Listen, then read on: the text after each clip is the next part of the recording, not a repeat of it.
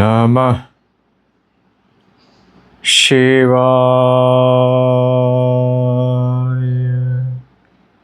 നർമ്മദേ ഹർ.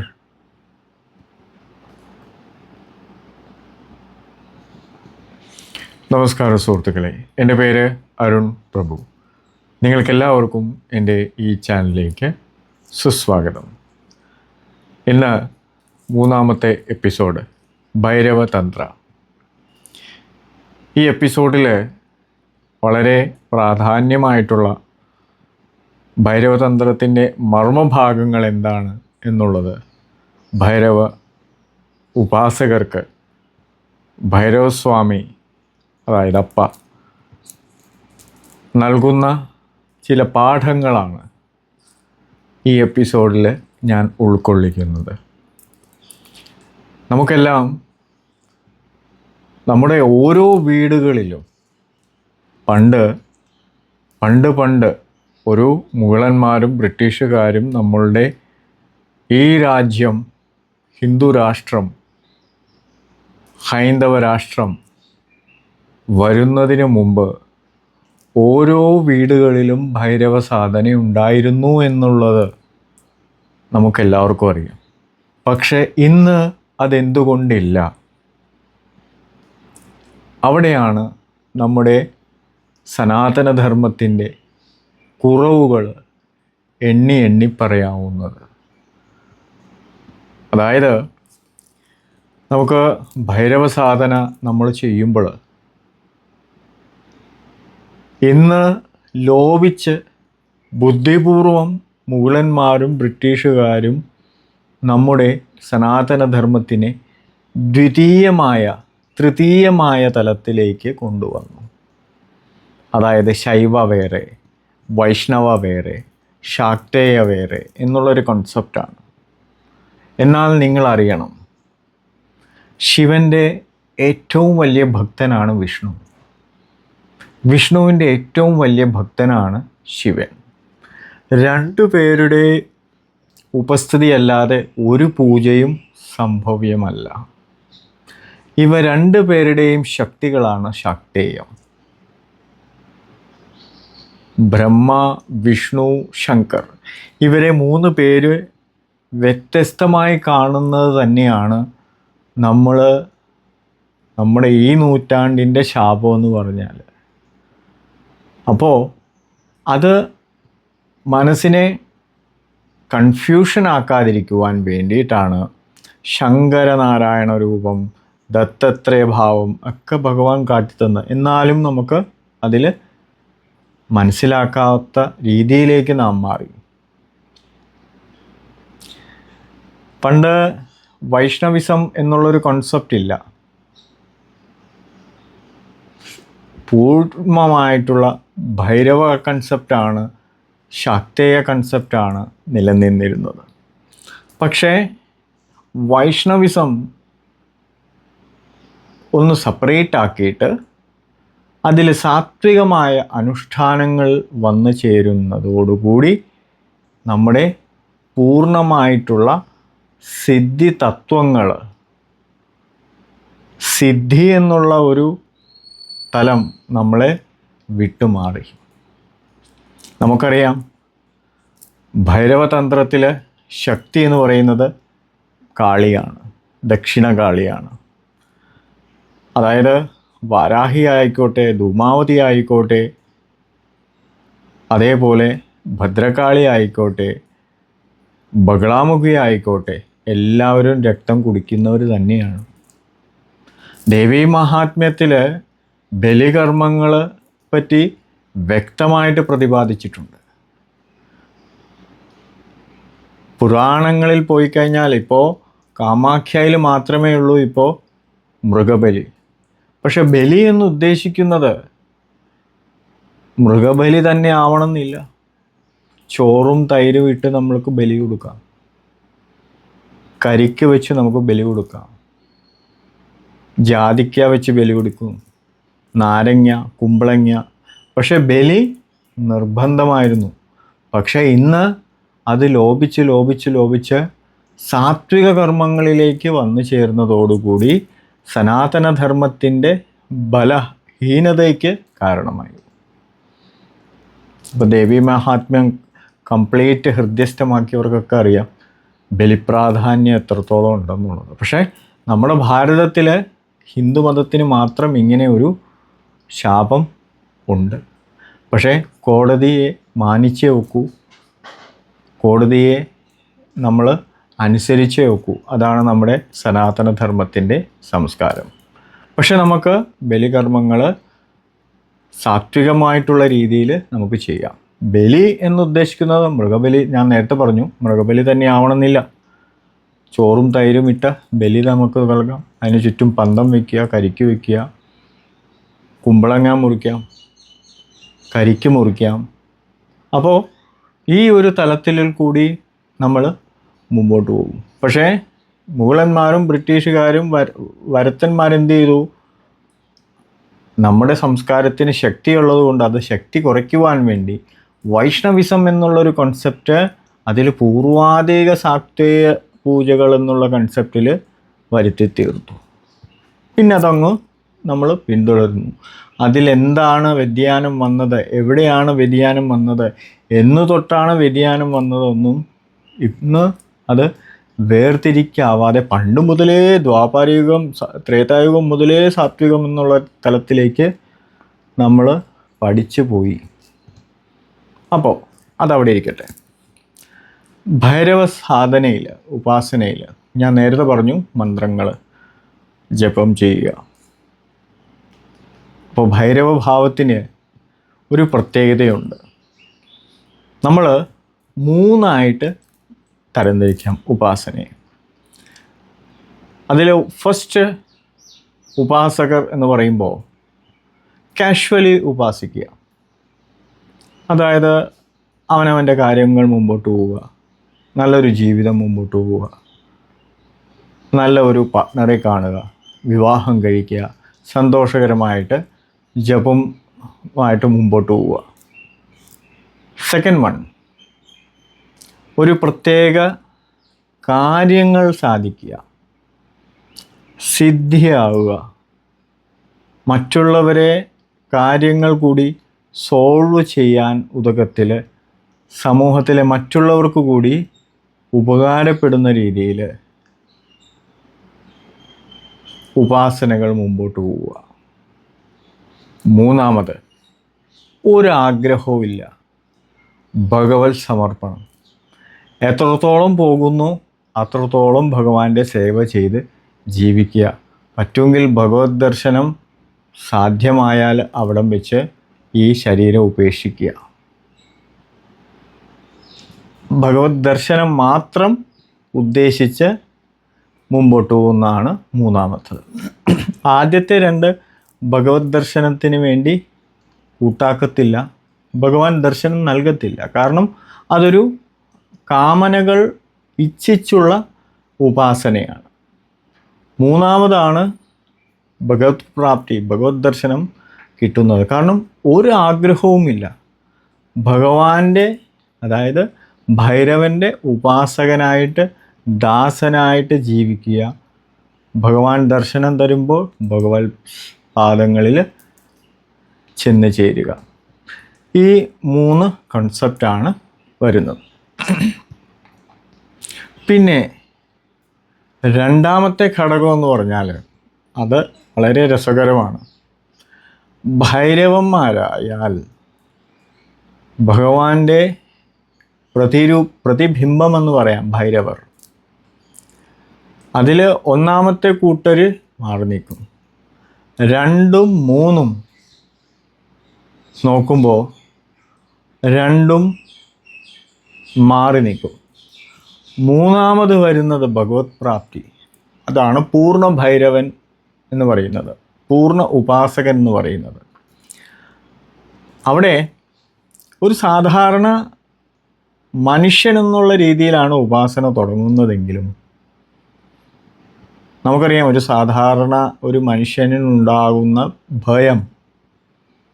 ഒന്ന്, നമ്മൾ എന്തെങ്കിലും ഭയക്കുന്നോ ഏതിനെയെങ്കിലും ഭയക്കുന്നോ ആ ഭയം മാറ്റിക്കൊടുക്കുക എന്നുള്ളതാണ് ഭൈരവൻ ചെയ്യുന്ന മെയിൻ റോൾ.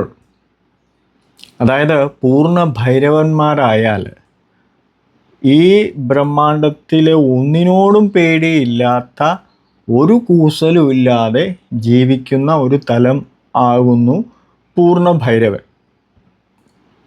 അതെന്തുണ്ടെന്നാൽ ഇപ്പോൾ നിങ്ങൾക്ക് പോലീസിനോട് പേടിയുണ്ട്, അതായത് പോലീസ് സ്റ്റേഷൻ പേടിയാണ്. അപ്പോൾ ഭൈരവൻ അത് മനസ്സിലാവും, കാരണം ഇൻറ്റേർണലി ഭൈരവനുണ്ട്. ഉടനെ തന്നെ പോലീസ് സംബന്ധമായ പ്രശ്നങ്ങൾ നിങ്ങളെ ചുറ്റി വരുന്നു. പക്ഷേ ആ ഭയനിവൃത്തി അവിടെ നടക്കുന്നു. സേഫായിട്ട് പോലീസ് ആ ഒരു പടി കഴിഞ്ഞു, ഒരു പ്രശ്നമില്ലാതെ പോകുന്നു. ഇപ്പോൾ നിങ്ങൾ കോടതിയോട് പേടിയുണ്ട്, കോടതി കയറുക, കോടതിക്ക് പോവുക, അത് പേടിയാണെന്ന് വിചാരിച്ചോ, ഉടനടി കോടതിയായിട്ട് ബന്ധപ്പെട്ട് നിങ്ങൾ കോടതിയിൽ കയറേണ്ട ഒരവസ്ഥയിൽ വരുന്നു. അത് നിങ്ങൾ എക്സ്പീരിയൻസ് ചെയ്യുന്നു, ആ പേടി അവിടെ മാറുന്നു, തിരിച്ച് ബാക്ക്. അപ്പോൾ നിങ്ങൾ എന്തിനാണോ ഭയക്കുന്നത്, ഒരു സാധാരണ ഒരു വ്യക്തി എന്ത് ആണോ ഭയക്കുന്നത്, എന്തിനു വേണ്ടിയാണോ ഭയക്കുന്നത്, ആ ഭയത്തിലേക്ക് നിങ്ങളെ എത്തിച്ച് സേഫ് സോണിലേക്ക് മാറ്റുന്നു. അപ്പോൾ ആ ഭയം അങ്ങോട്ട് മാറി. നിങ്ങൾക്ക് നാണവും ഒരു പബ്ലിക്കിൽ പോയി മടിയാണ്, ആ മടിയും ആ പേടിയും ആ രംഗഭീതിയെല്ലാം മാറ്റിത്തരും. എന്തിനു വേണ്ടിയിട്ടാണോ നിങ്ങൾ വ്യാകുലത അല്ലെങ്കിൽ നിങ്ങളുടെ പേടി, അതെല്ലാം ഭൈരവൻ അതിലേക്ക് ഇട്ട് എക്സ്പീരിയൻസ് ചെയ്യിപ്പിച്ചിട്ട് തിരിച്ച് സേഫ് സോണിലേക്ക് കൊണ്ടുവരുന്നു. നമ്മളൊന്നും നോക്കണ്ട. പക്ഷേ നാം പല ഘട്ടങ്ങളിൽ നമ്മൾ എന്തിനു വേണ്ടിയിട്ടാണോ, എന്താണോ നമ്മളുടെ ക്വസ്റ്റ്യൻ, ഭയം, അതെല്ലാം എക്സ്പീരിയൻസ് ചെയ്തിട്ട് സേഫ് സോണിലേക്ക് കൊണ്ടുവരും. അത് ഭൈരവ ഉപാസനയിൽ മാത്രം കണ്ടുവരുന്ന ഒരു ഘടകമാണ്. കാരണം ഭഗവാനിലേക്ക് എല്ലാം സമർപ്പിച്ച് ഭൈരവ ദർശനത്തിന് കാംക്ഷിക്കുന്ന ഒരു ഭൈരവ ഉപാസകന് മേളിൽ ആകാശം താഴെ ഭൂമി എന്നുള്ള തലത്തിലാണ് ജീവിതം. അപ്പോൾ അവിടെ നാണം വരില്ല, മാനം വരില്ല, പബ്ലിക് പേടി വരില്ല, ഒന്നിനും അവൻ കൂസാക്കാത്ത ഒരു ജീവിതമാണ്. Only concentrate on what Bhairava says to him. Bhairava ഏത് ഡ്യൂട്ടിയാണോ തരുന്നത് അത് ചെയ്യുക, ഭൈരവന് സേവ ചെയ്യുക എന്ന് മാത്രമേ ഉദ്ദേശിച്ചുള്ളൂ. അപ്പോൾ ഈ തലത്തിലുള്ള ഘട്ടങ്ങൾ, ചെറിയ ചെറിയ പേടികൾ, അത് അവൻ്റെ മനസ്സ് വേദനിക്കുന്നില്ല. കാരണം എല്ലാം ഭൈരവൻ നോയിക്കോളൂ എന്നുള്ളതാണ്. തലവരെ വരെ മാറ്റും. അതാണ് മറ്റുള്ള ഉപാസനയും ഭൈരവ ഉപാസനയും തമ്മിലുള്ള വ്യത്യാസം. ഇപ്പം നിങ്ങൾ മറ്റുള്ള മൂർത്തികളെ ഉപാസിച്ചു കഴിഞ്ഞാൽ നിങ്ങൾക്കൊരു പേടിയുണ്ട്, പോലീസിനോട് പേടിയുണ്ട്, അല്ലെങ്കിൽ വക്കീലിനോട് പേടിയുണ്ട്, അല്ലെങ്കിൽ കോടതിയോട് പേടിയുണ്ട്, അത് ഏതെങ്കിലും മാനഹാനി വരുമോ, കേസ്, കൂലാമൂലകളിൽ ഒക്കെ പേടിയുണ്ടെങ്കിൽ ആ പേടി അങ്ങനെ നിലനിൽക്കും, നിങ്ങളുടെ ഉപാസനയും നടക്കും, നെവർ ചേഞ്ച്. ബട്ട് ഭൈരവോപാസനയാണോ, നിങ്ങൾ എന്തിനൊക്കെ പേടിക്കുന്നു അതിലൊക്കെ കൊണ്ടിടും. പക്ഷേ സേഫ് സോണായിട്ട് തിരിച്ച് പൊന്നുപോലെ നോക്കുകയും ചെയ്യും. എന്തെല്ലാം നിങ്ങളുടെ പേര് ദോഷം വരുത്തിയോ അതൊക്കെ തിരിച്ച് ബ്ലാക്ക് സൈഡിൽ നിന്ന് വൈറ്റ് സൈഡിലേക്ക് കൊണ്ടുവരികയും ചെയ്യും. അതാണ് ഭൈരവോപാസനയിൽ മെയിനായിട്ട് മറ്റുള്ള ഉപാസനയായിട്ടുള്ള ഡിഫറൻസ്. നമ്മൾ കൂടുതൽ മൂർത്തിയോട് അടുക്കും, ആ സ്നേഹമാണ് അവിടെ. നമ്മൾ നോർത്ത് ഇന്ത്യയിലേക്ക് പോയി കഴിഞ്ഞാൽ അവിടുത്തെ ഭൈരവരെന്ന് പറഞ്ഞാൽ, ഭഗവാൻ കാലഭൈരവ് എന്ന് പറഞ്ഞാൽ ജീവനാണ്. അവിടെ ഒരു ഫാൻസ് അസോസിയേഷൻ തന്നെയുണ്ട്. ഇപ്പം നിങ്ങൾ ഉജ്ജയിനിൽ പോയി കഴിഞ്ഞാൽ ആ ഉജ്ജയിൻ എന്നുള്ള ആ ക്ഷേത്ര പഞ്ചായത്തിൽ കോർപ്പറേഷനിൽ പ്രസിഡൻറ്റ് പോലും ആ സിറ്റിയിൽ വാഴത്തില്ല എന്നുള്ളതാണ്. താമസിക്കത്തില്ല. കാരണം ഭഗവാനിലുപരി ഒരു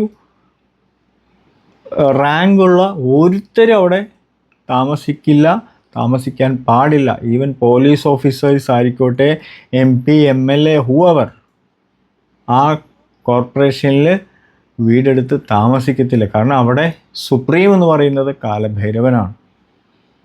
അതിലും ഉപരി ഒരാളും അവിടെ വേണ്ട എന്നുള്ളതാണ് അവിടുത്തെ മെയിൻ. ഇപ്പോൾ എൻ്റെ തന്നെ എക്സ്പീരിയൻസ് വെച്ച് പറയുകയാണെങ്കിൽ, ഞാൻ ഹോട്ടൽ മാനേജ്മെൻറ്റ് പഠിച്ചു.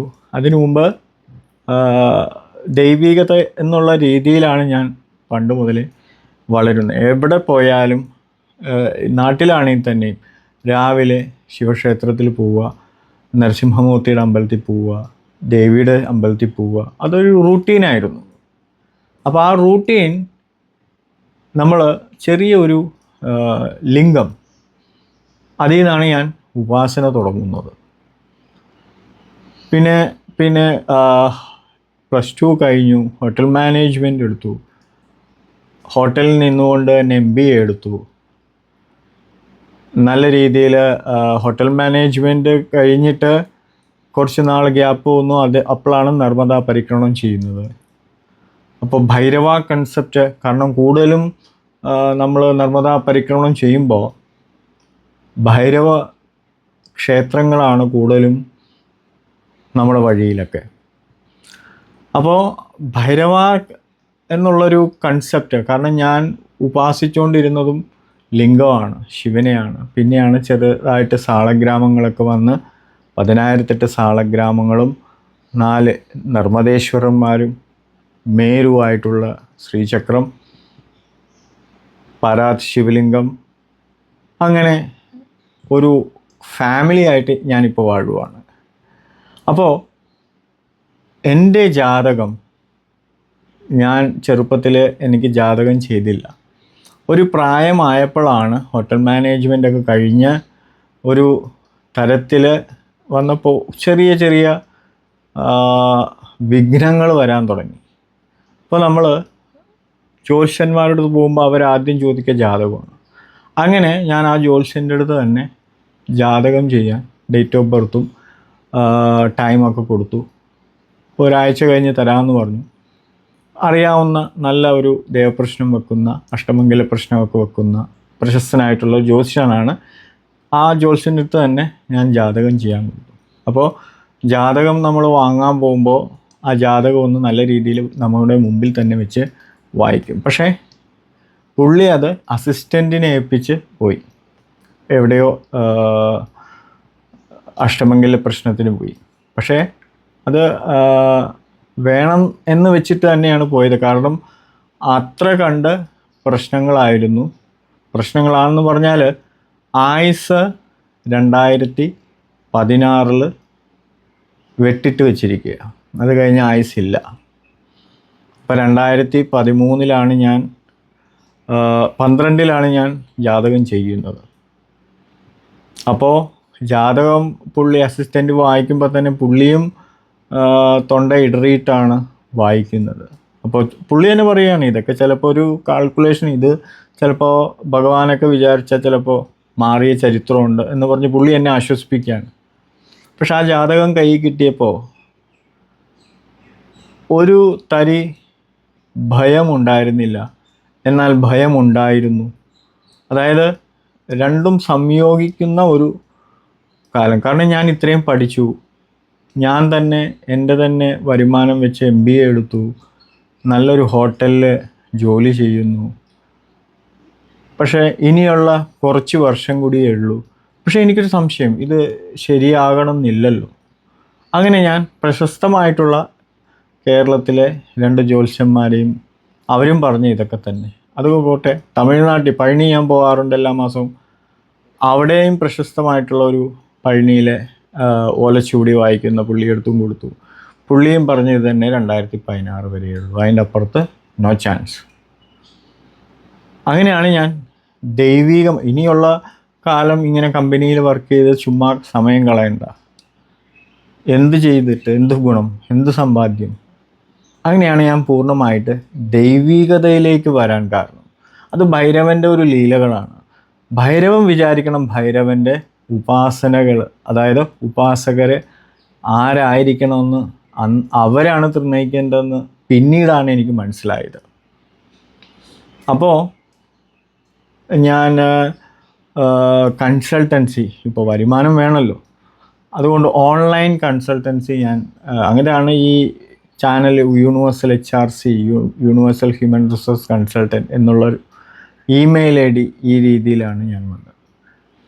അപ്പോൾ കുറേ കമ്പനീസ് എനിക്ക് കിട്ടി. ഞാൻ വീട്ടിലിരുന്ന് തന്നെ കൺസൾട്ടൻസി ചെയ്യുകയായിരുന്നു. അപ്പോൾ ധാരാളം സമയമുണ്ട്, പഴനിക്കും പോവും. അപ്പോൾ ആധ്യാത്മികത കൂടി വന്നപ്പോഴാണ് ഞാൻ 2013 തന്നെ യൂട്യൂബിൽ ഇങ്ങനെ ടിപ്സുകൾ തുടങ്ങുന്നത്. അപ്പോൾ എനിക്ക് ഓരോ പഴനി യാത്ര കഴിയുമ്പോഴും ആദ്യം എനിക്ക് വേവ് വന്നത് പഴനിയാണ്, പിന്നെ കൊണ്ടരങ്കിയായി, പിന്നെ കഞ്ചമലയായി, അത് കഴിഞ്ഞ് കൊള്ളിമലയായി, അത് കഴിഞ്ഞ് പൊന്നിമലയായി. അങ്ങനെ ഓരോ കുറച്ച് ഒരു 6-7 മാസം കഴിയുമ്പോൾ ഓരോന്ന് എനിക്ക് അപ്ഡേറ്റഡ് ആയിട്ട് ഓരോ സ്ഥലങ്ങൾ കാണിക്കുക, അവിടേക്ക് പോകാനുള്ള ഓപ്ഷൻസ് കാണിക്കുക. അപ്പോൾ അവിടെ ഇരുന്ന് ഞാൻ ജപിക്കുമ്പോൾ ഓരോ വൈബുകൾ നമ്മളിലേക്ക് പ്രവഹിക്കുക. പഴയ ഒരു അരുൺ പ്രഭു എന്ന് പുതിയ ഒരു അരുൺ പ്രഭുവായിട്ട് വരിക. പിന്നീട് നമ്മുടെ അടുത്ത് തന്നെ ഒരു വെങ്കടാചലപതി ക്ഷേത്രമുണ്ട്, അവിടേക്ക് ഒരു 2-3 ദിവസത്തേക്ക് പൂജയ്ക്ക് വിളിക്കുക. അപ്പോൾ വീട്ടിൽ സാളഗ്രാമ പൂജ ചെയ്യാറുണ്ട് ഞാൻ എല്ലാ ദിവസവും മുട്ടാതെ തന്നെ. അപ്പോൾ അത് കണ്ടിട്ട് അവിടുത്തെ ഒരു പൂജാരി എന്നെ വിളിക്കൂ. അപ്പോൾ അവിടെ എക്സ്പീരിയൻസ് ഇല്ല, എന്നാൽ ഇന്ന ചെയ്താൽ മതി എന്നുള്ള ഒരു ചെറിയ അമ്പലമാണ്. അവിടേക്ക് പൂജയ്ക്ക് പോവുക. എനിക്കറിയാവുന്ന രീതിയിൽ പോലും ഇപ്പോൾ അലങ്കാരങ്ങൾ ചെയ്യുക നമ്മളെ കൊണ്ട് എക്സ്പീരിയൻസ് ഒന്നുമില്ല. ഇപ്പോൾ വീട്ടിൽ കുറേ മന്ത്രങ്ങൾ ഹൃദ്യസ്ഥമാണ്, പൂജാതി വിധികളൊക്കെ ഹൃദ്യസ്ഥമാണെങ്കിലും ഒരു അമ്പലത്തിൽ ഞാൻ എക്സ്പീരിയൻസ് ഇല്ല. എന്നാലും ഞാൻ അവിടെ പോയിട്ട് നല്ല രീതിയിൽ ഭഗവാനെ, നമ്മൾ വെങ്കടാചലപതി എന്ന് പറയുമ്പോൾ നമ്മുടെ മനസ്സിലൊരു ഷേപ്പുണ്ട് ഭഗവാന്റെ, ഡ്രസ് കോഡ്, അലങ്കാര രീതികൾ, അതേപോലെയൊക്കെ ചെയ്തു. അവിടെ നല്ല തിരക്കായി. അവിടെ നിന്ന് കുറച്ച് നാൾ അടുപ്പിച്ച്, ഇപ്പോൾ സാധാരണ ആ ക്ഷേത്രത്തിൽ 3 മാസം കൂടുതൽ ആളുകൾ നിൽക്കാറില്ല, കാരണം കുറച്ച് പ്രശ്നങ്ങളുള്ള ഒരു ക്ഷേത്രമാണ്. അപ്പോൾ ഞാനാണ് അവിടെ 2.5 വർഷം നിന്നത്. കാരണം അവിടുത്തെ മെയിൻ എന്ന് പറഞ്ഞാൽ അവിടെ തിരുമേനിമാരെ കൊട്ടേഷൻ കൊടുത്ത് പേടിപ്പിച്ചു വിടും, അങ്ങനത്തെ ഒരു ലൊക്കാലിറ്റിയാണ്. പക്ഷേ 2016 വരെ ആയുസ്സുള്ള എനിക്ക് എന്ത് പേടിക്കാൻ, മേളിൽ ആകാശം താഴെ ഭൂമി. ഞാൻ കൊട്ടേഷനിലൊന്നും വഴങ്ങാതെ ഞാൻ എൻ്റെ റൂട്ടീൻ വരുന്നിടത്ത് വെച്ച് കാണാമെന്നുള്ള രീതിയിൽ ധൈര്യത്തോടെ എല്ലാ ദിവസവും രാവിലെയും വൈകിട്ടും പൂജയുണ്ട്. അങ്ങനെ പോയിക്കൊണ്ടിരുന്ന സമയത്താണ് എനിക്ക് കാലിൽ ബൈക്ക് നല്ല സ്പീഡിൽ പോകുന്ന വഴിയിൽ ബൈക്ക് കൈനറ്റിക്കാണ് 2 കഷ്ണമായിട്ട് ആക്സിഡൻ്റ് ആവുന്നത്. കാലിൽ സ്റ്റിച്ചൊക്കെ ഉണ്ടായിരുന്നു. പിന്നീടാണ് ആ സ്റ്റിച്ചൊക്കെ ഉണങ്ങി നമ്മൾ തിരിച്ച് അമ്പലത്തിൽ പോകുമ്പോഴാണ് അവിടെ വേറെ ആളെ എടുത്തു എന്നറിയണം. അപ്പോൾ ശരിക്കും വിഷമമായി. കാരണം നമ്മൾ ക്ഷേത്രത്തിന് വേണ്ടി ജീവിച്ചപ്പോൾ നമ്മളൊരു അവസരത്തിന് നമുക്കൊരു ആക്സിഡൻ്റ് ആയപ്പോൾ അതുപോട്ടെ. പിന്നീട് ഒരു ആഴ്ചക്ക് തന്നെ ദേവീ ക്ഷേത്രത്തിലേക്ക് എന്നെ വിളിക്കുകയുണ്ടായി. അവിടെ ഇതേപോലെ വളരെ ദൂരമാണ്, കാരണം 10-20 കിലോമീറ്റർ സ്കൂട്ടറിൽ തന്നെ പോയിട്ട് വേണം പൂജ ചെയ്യുവാൻ. അപ്പോൾ അങ്ങനെ ആരും ആ സൈഡിലൊന്നും, കാരണം ക്രിസ്ത്യൻ യൂണിറ്റി ഉള്ള സ്ഥലമാണ്, ഇത്രയും ദൂരം 2 നേരം പൂജയുണ്ട്, അപ്പോൾ ആരും അങ്ങനെ പോകില്ല. പക്ഷേ എനിക്ക് ഒരു ജോലി അത്യാവശ്യമാണ്, കാരണം ഞാൻ കൺസൾട്ടൻസി മാറ്റി വെച്ചിട്ടാണ് ക്ഷേത്രം എന്നുള്ള രീതിയിൽ വന്നത്. കാരണം 2 നേരം ഉള്ളതുകൊണ്ട് കൺസൾട്ടൻസി ചെയ്യാൻ സമയം കിട്ടാറില്ല, ടയേർഡാവും. കാരണം വെളുപ്പിനെ 3 മണിക്ക് എഴുന്നേറ്റ് വീട്ടിൽ പൂജ കഴിഞ്ഞിട്ടാണ് ഞാൻ ക്ഷേത്രത്തിൽ പോയി നട തുറക്കുന്നതും. തിരിച്ചു വരുമ്പോൾ 10-11 മണിയാവും. പിന്നീട് ഒരു 4 മണിയാകുമ്പോൾ തിരിച്ചു പോകണം. വരുമ്പോൾ 8:30-9 മണിയാവും. കാരണം അടിച്ച് തൂത്ത് വാരിയൊക്കെ ഞാൻ വരുള്ളൂ. കാരണം എൻ്റെ ശ്രീകോവിലിൻ്റെ ഉള്ളിൽ നല്ല ക്ലീൻ ആയിരിക്കണം എന്നുള്ളൊരു നിർബന്ധം എനിക്കുണ്ട്. അപ്പോൾ ആ രീതിയിൽ ആ ക്ഷേത്രത്തിൽ പോയി അവിടെയും 2 വർഷം നിന്നു. അവിടെ നിന്ന് 2 വർഷം തികഞ്ഞു കയറിയ, അതായത് 2 വർഷം കറക്റ്റായ ദിവസം ഞാൻ തിരിച്ച് വരുന്ന സമയത്ത് പെട്രോൾ കുറവാണ് എന്ന രീതിയിൽ പെട്രോൾ പമ്പിലേക്ക് പോകുന്ന വഴി റോങ് സൈഡിൽ കയറി വന്ന ഒരു വെള്ളിമൂങ്ങ എന്നെ ബൈക്കിനിട്ടിടിച്ച്, ബൈക്ക് അതായത് സ്കൂട്ടിക്കൊന്നും സംഭവിച്ചില്ല, ചെറുതായിട്ടൊന്നും ഉരഞ്ഞേ ഉള്ളൂ. പക്ഷെ ഞാൻ മേളിൽ പോയി തലയിടിഞ്ഞ് വീണു. ഇവിടെ 24 സ്റ്റിച്ച് ഉണ്ടായിരുന്നു 2 ഭാഗത്ത്. പിന്നെ ഈ വലത്തെ തുടയിലെയും മാംസം നല്ല രീതിയിൽ പോയി. അപ്പോൾ അവിടെ തന്നെ ഓടി. അപ്പോൾ എനിക്ക് ബോധം പോയി, പക്ഷേ ബ്ലഡ് അങ്ങനെ പോകുന്നില്ല, കാരണം മരവിച്ച് പോയി ടോട്ടലി. വേദനയൊന്നുമില്ല, പക്ഷെ ബോധം പോയി. എന്തോ ഒരു ഹൈഡ്രജൻ ബലൂൺ പോണ പോലെ പോയി. പിന്നെ ദേ വരുന്നു തിരിച്ച്. പിന്നെ നോക്കുന്ന എന്നെ എടുത്ത് ഓട്ടോയിൽ കയറ്റി അടുത്തുള്ള ഹോസ്പിറ്റൽ, ഗവൺമെൻറ് ഹോസ്പിറ്റലിൽ പോവുകയാണ്. പക്ഷേ എനിക്ക് ബോധമുണ്ട്, പക്ഷേ വേദനയില്ല. പക്ഷേ ഞാൻ തുടയൊക്കെ നോക്കിക്കഴിഞ്ഞപ്പോൾ ചോരയ്ക്ക് പകരം കൊഴുപ്പാണ് വന്നുകൊണ്ടിരുന്നത്, കാരണം അത്ര ഡീപ്പായിട്ട് അവിടെ. അപ്പോൾ ഫസ്റ്റ് എയ്ഡ് ചെയ്തു. അപ്പോൾ ഡോക്ടർമാർ പറഞ്ഞു എത്രയും പെട്ടെന്ന് ആലപ്പുഴ വണ്ടാനം മെഡിക്കൽ കോളേജിൽ എത്തിക്കണം,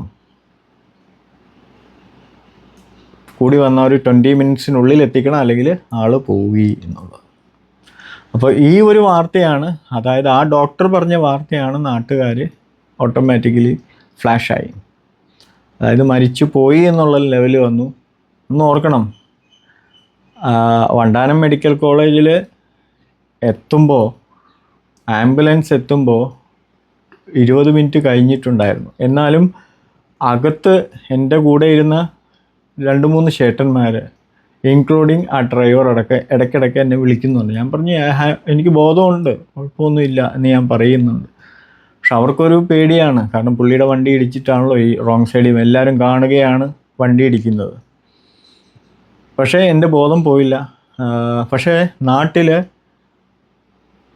ശ്മശാനത്ത് വിറക് എന്നെ കത്തിക്കാൻ റെഡിയാക്കി വെക്കുന്നു എന്നൊന്ന് ആലോചിച്ച് നോക്കിയേ.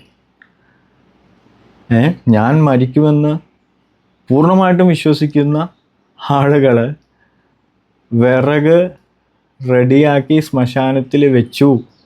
അപ്പോൾ ഒരു ഉത്സാഹം ഒന്നും നോക്കണം. അങ്ങനെയും ആളുകളുണ്ട് ഈ നാട്ടിൽ. നമ്മൾ മിത്രമെന്ന് പലപ്പോഴും കരുതുന്നവർ ഒരിക്കലും മിത്രമാകത്ത. അതാണ് ഭൈരവൻ നമ്മളെ കാട്ടിത്തരുന്നത്. വെളുത്തത് ഫേക്ക് ഏതാണ്, ഒറിജിനൽ ഏതാണെന്ന് നമുക്ക് അറിയിച്ചു കൊടുക്കും. അപ്പോൾ അകത്ത് കൊണ്ടുപോയി, പക്ഷേ കുറച്ച് സെക്കൻഡ് എൻ്റെ എല്ലാ അനക്കങ്ങളും നിന്നുപോയി എന്നുള്ളതാണ്. അതായത് ജാതകത്തിൽ 2016 വരെ ഞാൻ ജീവിച്ചിരിക്കൂ എന്നുള്ള ആ അത് പ്രാവർത്തികമായി എന്നുള്ളതാണ്.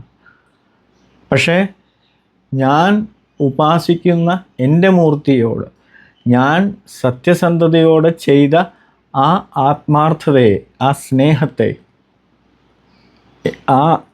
ഈ ശരീരത്തിൽ പിന്നെയും എൻ്റെ നെഞ്ച് ഇടിച്ചു എന്നുള്ളതാണ്. ഹാർട്ട് ബീറ്റ് ഒരു 10 സെക്കൻഡ് എൻ്റെ എല്ലാ ശരീരഭാഗങ്ങളും നിലച്ചു. പക്ഷേ ആ 10 സെക്കൻഡ് കഴിഞ്ഞ് പൂർവാധികം ശക്തിയോടെ ഹാർട്ട് ബീറ്റ് എങ്ങനെ വന്നു എന്ന് ഡോക്ടർമാർ പോലും അതിശയിക്കുന്ന രീതിയിലാണ്. പിന്നെ ഈ നിമിഷം വരെ ഞാൻ ജീവിച്ചിരിക്കുന്നുണ്ടെങ്കിൽ അത് അപ്പായുടെ അനുഗ്രഹത്തോടെയാണ്, അത് അപ്പായ്ക്ക് വേണ്ടി തന്നെയാണ് എന്നാണ് എൻ്റെ ഇനിയുള്ള ജീവിതവും. കാരണം പണ്ടത്തെ അരുൺ പ്രഭു മരിച്ചുപോയി, പക്ഷെ ഇപ്പോൾ ഞാൻ ജീവിക്കുന്ന അരുൺ പ്രഭു അത് അപ്പ എനിക്ക് തന്ന എൻ്റെ സത്കർമ്മമാവാം, പൂർവജന്മമാവാം. പക്ഷേ ഇപ്പോൾ ഞാൻ ജീവിച്ചിരിക്കുന്ന ശക്തി ഞാൻ എവിടെ താഴെ വീണാലും ഉയർത്തിക്കൊണ്ടുവരുന്ന ആ ശക്തി അതപ്പയാണ്. അതുകൊണ്ട് തന്നെയാണ് അപ്പ എന്ന് പറഞ്ഞാൽ എനിക്ക് ജീവൻ. അതാണ് ഭൈരവന്മാർ എന്ന് പറയുന്നത്. ശരിക്കും ഭൈരവ എന്നുള്ളതിൻ്റെ സ്നേഹം, വാത്സല്യം, ആയുസ്, സമയം, പ്രകൃതി ഇവയെല്ലാം ഭൈരവനാൽ നിയന്ത്രിക്കപ്പെടും. അതിന് ഉത്തമ ഉദാഹരണമാണ് എൻ്റെ ജീവിതം. അതുകൊണ്ടാണ് മറ്റുള്ളവരെ ഇതിലേക്ക് കൊണ്ടുവരാൻ ഈ ചാനലിലൂടെ എൻ്റെ ശ്രമവും. കാരണം ചൂഷണത്തിൽ നിന്ന് സത്യസന്ധമായ ഉപാസനകൾ ചെയ്തു കഴിഞ്ഞാൽ എന്തൊക്കെ മാറ്റങ്ങൾ നിഷ്പ്രയാസമെന്ന് നമ്മൾ കരുതുന്ന ആയുസ് വരെ തിരിച്ച് നമുക്ക് കിട്ടുമെന്നുള്ളതിൻ്റെ ഏറ്റവും വലിയ എക്സാമ്പിളാണ് നിങ്ങളുടെ മുമ്പിൽ ഈ സ്ക്രീനിൽ കാണുന്ന സ്ക്രീൻ. അതൊരു ഘടകമല്ല, ഈ ഞാൻ എന്നുള്ളൊരു വ്യക്തിക്ക് തന്നെ അതിൻ്റെ ഉദാഹരണം. എന്നെ പല തരത്തിൽ പരാജയപ്പെടുത്തുവാൻ നോക്കിയെങ്കിലും പല രീതിയിൽ, നിങ്ങൾക്കറിയാമല്ലോ, ഈ ഒരു സാഹചര്യത്തിൽ ജീവിക്കുമ്പോൾ, മറ്റുള്ളവർക്ക് അതിശയോക്തിയായിട്ട് ഉള്ള കാര്യങ്ങൾ നടക്കുമ്പോൾ, ചെയ്യുമ്പോൾ എവിടെയാണേലും അസൂയക്കളും ശത്രുക്കളും ഉണ്ടാവാം. അത് സ്വാഭാവികമാണ്. പക്ഷേ അതിൽ നിന്നൊക്കെ ഞാൻ എന്നുള്ളൊരു വ്യക്തിയെ എത്ര കാലിടിച്ച് വീഴ്ത്തിയാലും അതിൽ നിന്നൊക്കെ വളരെ പെട്ടെന്ന് തന്നെ ഉയർത്തിക്കൊണ്ടുവന്ന് പഴയതിലും ഉപരി ശക്തിയോടെ എന്നെ മുമ്പോട്ട് നയിക്കുന്നെങ്കിൽ അത് അപ്പയുടെ സ്നേഹമാണ്, അപ്പയ്ക്ക് എന്നോടുള്ള വാത്സല്യമാണ്. അതേ ഒരു തലമാണ് നിങ്ങൾക്കും, ആ തലമാണ് നിങ്ങളിൽ വരുത്തുവാൻ ഞാൻ ശ്രമിക്കുന്നത്. കാമനകൾ, ആഗ്രഹങ്ങൾ, അതിലുമുപരി ഒരു ഭാവം വേണം. അതാണ് ഈശ്വര സ്നേഹം. അത് നമ്മളിൽ വന്നു കഴിഞ്ഞാൽ എല്ലാ കാര്യവും സാധ്യമാണ്. പക്ഷെ നമ്മൾ കാര്യങ്ങൾക്ക് മാത്രം നമ്മൾ മുൻഗണന കൊടുത്ത് ആ ഭഗവത്പാദങ്ങളിൽ പോകാതിരിക്കുക, അത് എത്ര കണ്ടും നമ്മുടെ സനാതനധർമ്മത്തിന് വളരെ അധികം നാണക്കേടാണ്. മറ്റുള്ള മതങ്ങളൊക്കെ അവരവരുടെ മതത്തിൽ നിന്നുകൊണ്ട് അവരുടെ ഉൽപ്പത്തി, അവരുടെ ഉന്നമനം അവരത് കണക്കാക്കുന്നില്ല. പക്ഷെ അവർക്ക് ഒരു റൂട്ടീനുണ്ട്, ആ റൂട്ടീൻ അവർ പാലിക്കുന്നു. പക്ഷെ നമുക്ക് റൂട്ടീൻ, അത് നമുക്ക് സമയമില്ല. നമ്മുടെ കാര്യങ്ങൾ നടക്കണം, നമ്മൾ ആഗ്രഹങ്ങൾ നടക്കണം. കുറേ ഫയലുകളാണ് നമ്മൾ ഭഗവാന് മുമ്പിൽ വെക്കുന്നത്. അത് എത്ര നാണക്കേടാണ്. നമുക്ക് ആ ഭഗവത് പ്രീതി വരുത്താൻ ശ്രമിക്കുക. ബാക്കിയെല്ലാം അവർ നൽകും. നമ്മൾ അതിന് ഒരു ആഗ്രഹവും പ്രകടിപ്പിക്കേണ്ട ആവശ്യമില്ല. പക്ഷെ നമ്മൾ അതിലേക്ക് ലയിക്കണം. അപ്പോൾ തോന്നുന്നു നിങ്ങൾക്ക് ഇവിടെ ഇരുന്ന് പറയാം, നമുക്ക് ജോലി ചെയ്താലേ. പക്ഷെ ജോലി എന്നുള്ളതിന് സമയമാണ്. എത്രയോ ഉദ്യോഗസ്ഥന്മാർ വെറുതെ ഇരിക്കുന്നു. എത്രയോ പഠിപ്പ് പിടിച്ച് ചുമ്മാ വീട്ടിലിരുന്ന് സാധാരണ പണി ചെയ്യുന്നവരെ ഞാൻ കണ്ടിട്ടുണ്ട്. PhD ഒക്കെ എടുത്ത് ഓഫീസിൽ അറ്റൻഡറായിട്ട് ജോലി ചെയ്യുക, സെക്യൂരിറ്റി പണിക്ക് പോവുക, എത്രയോ പേരെ കണ്ടിട്ടുണ്ട്. അതൊക്കെ ലക്കാണ്. ആ ലക്ക് നമ്മൾ ഭഗവാന്റെ അനുഗ്രഹം ഉണ്ടെങ്കിൽ എല്ലാം സാധ്യമാണ്. ഫസ്റ്റ് പ്രയോറിറ്റി ഭഗവാനാണ്, ഭൈരവനാണ്. എല്ലാ വീട്ടിലും ഭൈരവാരാധന ആവശ്യമാണ്.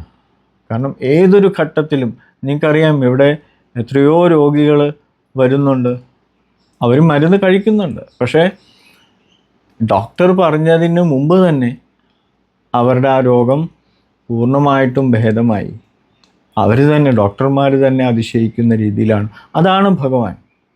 മരുന്ന് കഴിച്ചോട്ടെ, അതൊരു റൂട്ടീനാണ്. പക്ഷേ രോഗങ്ങൾ നിയന്ത്രിക്കുന്നതും അതില്ലാതാക്കുന്നതും. പക്ഷേ ഒന്നുണ്ട്, ഭൈരവൻ ഒരു ലിമിറ്റ് കഴിഞ്ഞിട്ടേ തൻ്റേതെന്ന് ആക്കത്തുള്ളൂ. അല്ലാതെ ഒരു ഉപാസന എന്നുള്ളത് തുടങ്ങിക്കഴിഞ്ഞാൽ ഭൈരവൻ ഒരിക്കലും പെട്ടെന്ന് അങ്ങോട്ട് പ്രസാദിക്കത്തില്ല. പെട്ടെന്ന് ഒരു ഭൈരവനെ ഭൈരവനാക്കത്തില്ല. പരീക്ഷണങ്ങളുണ്ട്. ആ പരീക്ഷണങ്ങൾ എന്ത് വന്നാലും മുറുകെ പിടിക്കുക. കാരണം ഒരച്ഛനാണ്, ഒരമ്മയാണ്. അവരെ നമ്മൾ വിടരുതൊരിക്കലും. അവരാണ് നമ്മുടെ എല്ലാം നയിക്കുന്നത്, നമ്മുടെ ജീവിതം എന്നുള്ള ഒരു ബോധം നമ്മളിൽ വേണം. പക്ഷെ ആ ബോധം ചിലവരിൽ എൻ്റെ സമയം അത് നടക്കുന്നില്ല, ഇത് നടക്കുന്നില്ല എന്നുള്ളതാണ്. പക്ഷെ ഞാനും പരീക്ഷിക്കും, കാരണം ഞാൻ ഭൈരവ രക്തം തന്നെയാണ്. അപ്പോൾ ആ രീതിയിൽ ഇപ്പോൾ ഞാൻ കഴിഞ്ഞ എപ്പിസോഡിൽ പറയും, നിങ്ങൾക്ക് ഓർമ്മയുണ്ടാവും,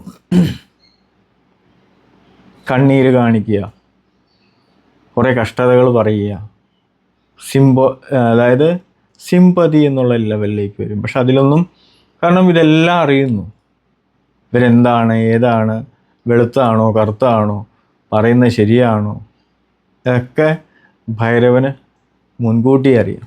പക്ഷേ കാട്ടായത്തിൻ്റെ ആവശ്യമില്ല. ചിലവരുടെ പരീക്ഷണങ്ങൾ ചെയ്തേ ഒക്കുള്ളൂ. കാരണം വായിന്ന് വരുന്നത്, ഇപ്പോൾ ഞാൻ പറഞ്ഞല്ലോ, ഞാനിനി അപ്പനെ വിട്ട് പോകത്തില്ല, അപ്പം എന്ത് തന്നാലും, എനിക്ക് കാശ് തന്നാലും എനിക്ക് അപ്പേനേക്കാളും വലുതല്ല കാശ്, അങ്ങനെയൊക്കെ പറയുന്ന, അപ്പനെ പറ്റി പറയുന്ന ഭാവങ്ങളുണ്ട്. അവിടെയൊക്കെ അപ്പ പരീക്ഷിച്ചേ തീരൂ. ബന്ധങ്ങൾ കൊടുത്ത്, ധനങ്ങൾ കൊടുത്ത്, ഇതൊക്കെ വരുമ്പോൾ അപ്പ എന്നുള്ളൊരു കൺസെപ്റ്റ് മാറി നിൽക്കും അതിലോടായ. കാരണം കലിയുഗത്തിൻ്റെ രീതി അതാണ്.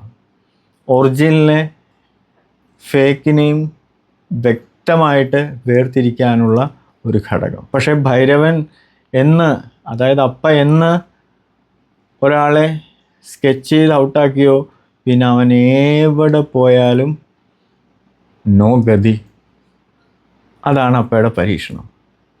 ആ പരീക്ഷണത്തിൽ വിജയിച്ചാൽ പിന്നെ അപ്പ ഒരിക്കലും കൈവിടില്ല.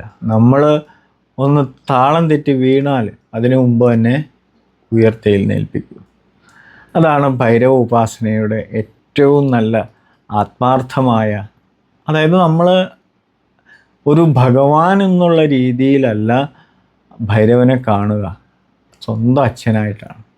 അപ്പോൾ ആ ഒരു അച്ഛൻ്റെ സ്നേഹം ആർക്ക് കിട്ടുന്നു അവൻ ഭാഗ്യവാനാണ്. അതുകൊണ്ടാണ് ഞാൻ എപ്പോഴും ഈ ഒരു ചാനൽ കൊണ്ട് എല്ലാവരെയും അപ്പയിലേക്ക്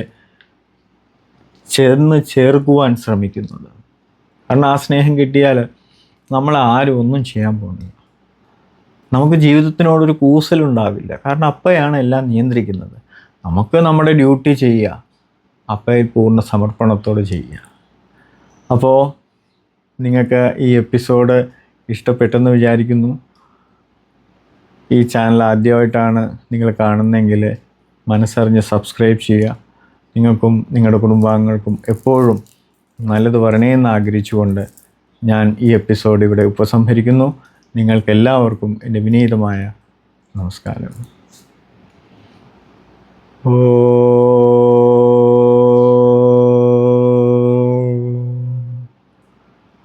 നമഃ ശിവായ. നർമ്മദേ